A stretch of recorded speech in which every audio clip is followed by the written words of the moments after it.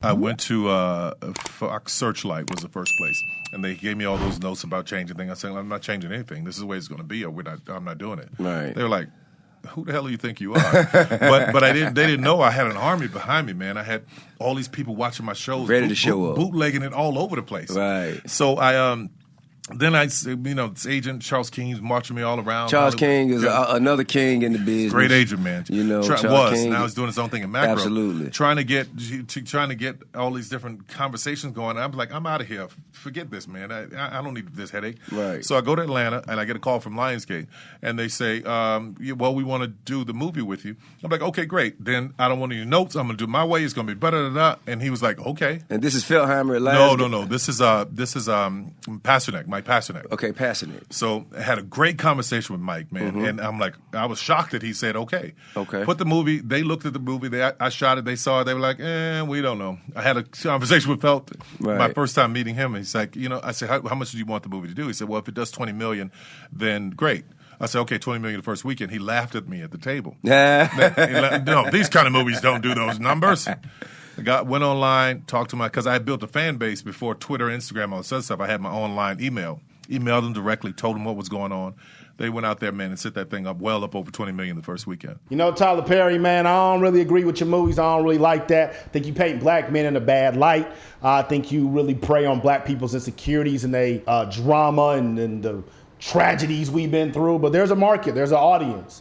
And one thing I will say about you, brother, is I really, really commend you for everything you've done as an entrepreneur. You are a billionaire. You own all your shit. You are somebody who we all should look up to. Even though we might not agree artistically, I still agree what you're doing for the culture and what you represent business-wise. So Tyler Perry, I salute you and thank you.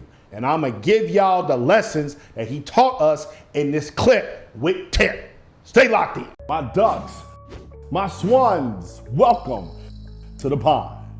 My name is Dorian from group82music.com. Right here we got Tyler Perry talking about how he made $20 million from email marketing. This is from the I sound like T.I. trying to say that shit. This is from the Expeditiously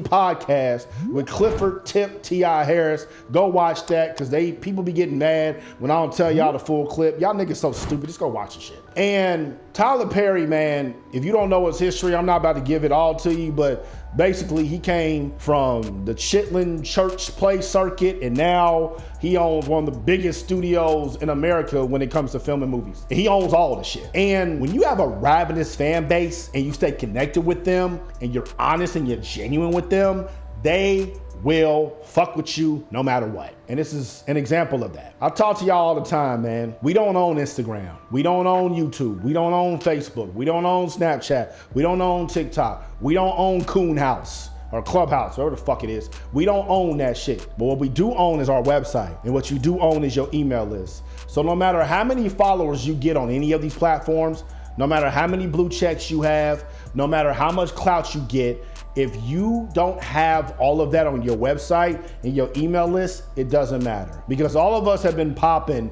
on some of these other platforms, and then the platforms disappeared, and what happens? I got 23,000 followers on Periscope. I'm filming this video on December 30th, 2020. If you're watching this video after April 2021, Periscope no longer exists. So all them followers I had on Periscope don't mean shit. Fortunately, I got a lot of them on my email list because I've been building up my email list for years, but there was no point in me bragging about Periscope followers because now it doesn't mean shit. A lot of y'all got Instagram followers. A lot of y'all got YouTube subscribers. A lot of y'all got traction in some of these places. What about your email list? Tyler Perry's email list is what separated him. This is before the social media era. I understand that, but that shit is still powerful to this day. When it comes to email marketing for us, we use MailChimp. MailChimp, we probably send out 4 to 5 emails a week.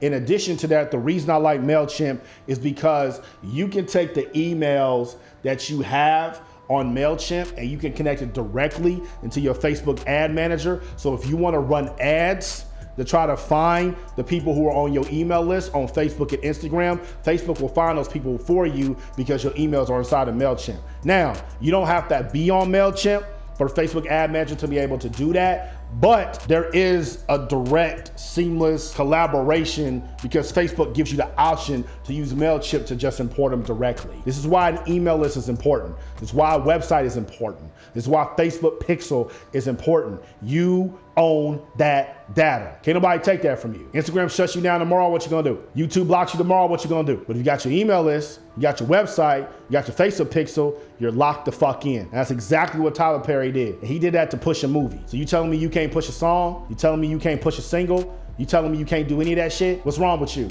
You don't want to win. You want motherfuckers to hand you some shit. You don't want to get after it. So I know a lot of y'all asking this question, because if you stayed around this video long enough, that means you somebody that's really studious and wants to understand this. How do you build an email list? Very simple. You give away something for free.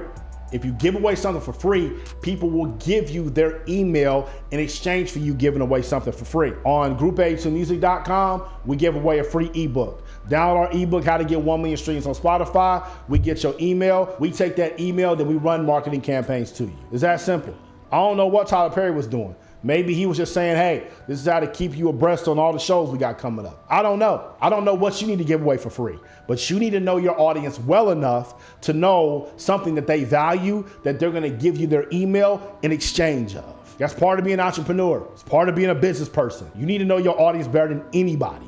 I can't tell you that. Tyler Perry can't tell you that. Nobody else on YouTube or Instagram or Facebook or TikTok can tell you that. You gotta know that. So what is it?